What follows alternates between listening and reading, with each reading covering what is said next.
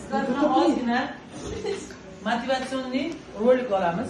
Ya'ni ozgina sizlarni motivatsiyaga keltiruvchi video rolik olmoqchimiz va bu video rolikda sizlarning ishtirokingiz ozgina kerak bo'ladi. Xo'p, bugungi mavzuyimizni mana shunday boshlasam. Meni qo'limda yengilgina nima bor?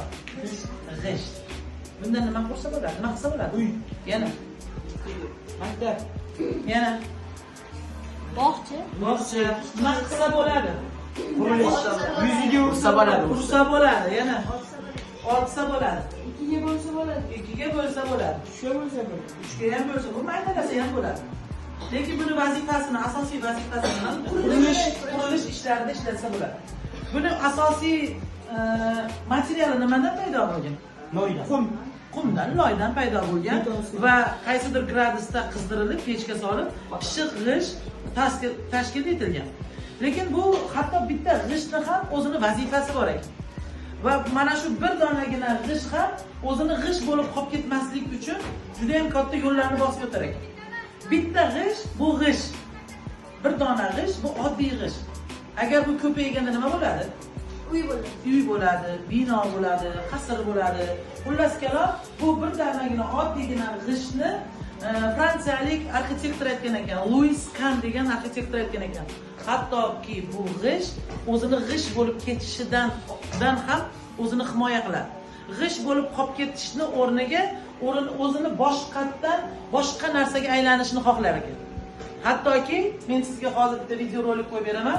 G'ishtni nimalarga qodirligi haqidagi video rolik qo'yib beraman. Jahongir svetni o'chiring. Bu g'ishtni oddiygina vazifasi. Nimalar qilsa bo'ladi bu g'ishtda? G'isht odatdagi toshdan ko'ra yaxshiroq, kattaroq narsalarni bo'lishni xohlaydi. Yaxshiroq, chiroyliroq. Chiroylimi? Xavfsizlik vazifasini o'tasa bo'ladi. Go'zallik vazifasini bajargan, himoya vazifasini bajargan. G'ishtni juda ham ko'p o'zini xususiyatlari bilan bir qatorda bizga tarixdan bir donagina g'isht emas, balki butun bir imoratni ko'rsatib keladi. Va bu bizga tarixdan bir donagina g'isht emas, butun boshli inshootni bizga tasvirlab beradi. Biz bir donagina g'isht emas, biz birlashsakkina bino bo'lamiz. Biz bitta turganimizcha g'isht bo'lamiz. Kimdir aytib otsa bo'ladi, biz kimdir ursa bo'ladi, kimdir bo'lsa bo'ladi dedik. Bir donagina g'ishtni. Lekin g'isht jipslashsa, g'isht bir-birini ko'paytirsa, nimaga olib kelyapti? Binoga olib kelyapti. Mustahkam, birlashganligi uchun, bir bo'lganligi uchun o'zidagi eng katta orzularni amalga oshirish uchun bir o'zingiz harakat qila olmaysiz.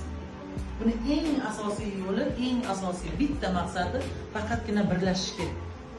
Birlashsangizgina siz mana shu holatdagi tarixda qoladigan iz qoldirishingiz mumkin. Agar siz birlashmasangiz, oddiygina g'ishtdan farqingiz qolmaydi. Hali aytadi-yu, o'zi yolg'iz otni changi chiqmas, changi chiqsa ham dong'i chiqmas deydi. Siz mana bu g'ishtsiz hozir. Hozir sizni turishingiz mana bu g'isht.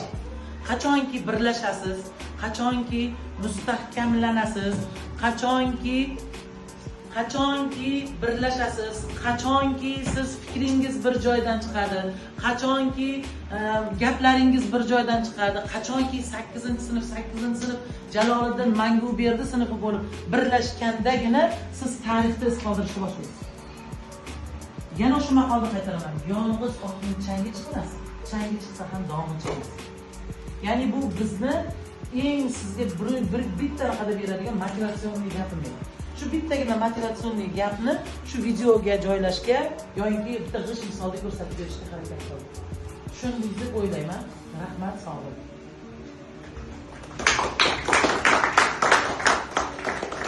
Chirchiq yuksalish maktabi, ta'lim va tarbiya birlashgan dargoh.